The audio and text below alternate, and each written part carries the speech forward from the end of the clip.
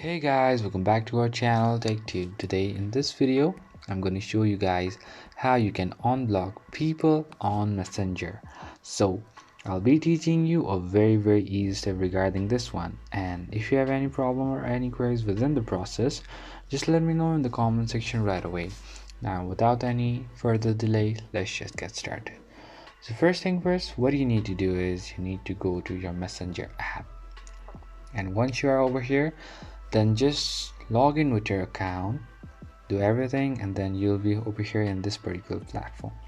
So from here, where you need to go is you need to go all the way to your top left corner, three lines, and go to settings and go up and down until you find this privacy and safety option, and then go all the way down until you find this block accounts, which is just below restricted accounts.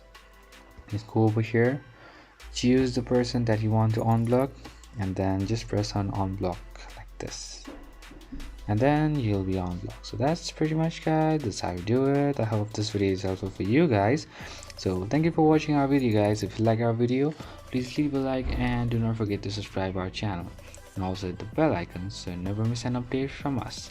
If you have any queries, just let me know in the comment section right away, and I'll see you guys again in our next video. Till then, stay safe, guys. Thank you for watching.